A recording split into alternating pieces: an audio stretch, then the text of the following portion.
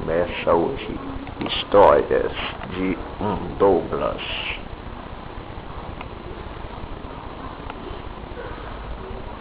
Boa noite, boa tarde, seja hora que for, está começando Hora de Douglas. Vou contar a história mais trágica de minha vida. A história de nome Praia.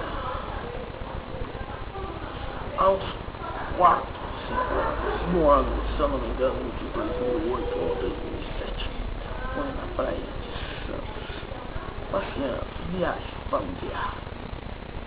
Quando eu, mas minha mãe, minha tia, minha prima resolveu ir numa festa que estava tendo, porque era carnaval naquela época.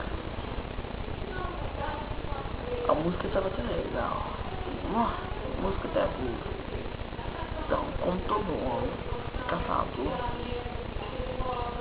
resolvi começar na casa, olhando para aquelas mulheres, aquelas garotas. Nossa senhora, fiquei louco. Eu sei que naquela época eu não era muito beleza. Hoje eu sou até mais beleza. Só que eu fiquei, não sei se vocês foram reparar, mas aqui sempre ficou aqui. E sempre ficou azul. Então, voltando ao assunto, a história.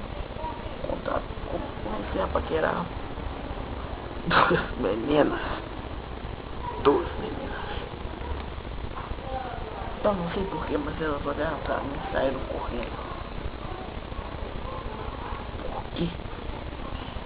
Você está olhando, você me achou um cara feio. Você mesmo me achou um cara feio.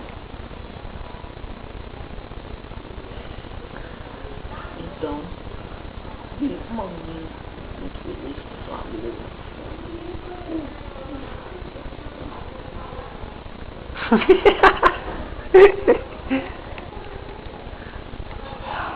É ruim lembrar porque foi uma coisa muito trágica. Ou trágica. Eu comecei a olhar pra ela. Você já, não sei se você já reparou, mas quando você menina, quando tem um cara te olhando, você fala, o cara olhando pra sua amiga, você fala pra ela, tem um cara te olhando, então, tinha uma amiga dela, que isso? Ela tem um cara te olhando, aquele cara lá te olhando, aquele lá, quando de repente ela viu, não sei da onde vem 5 meninos, 5.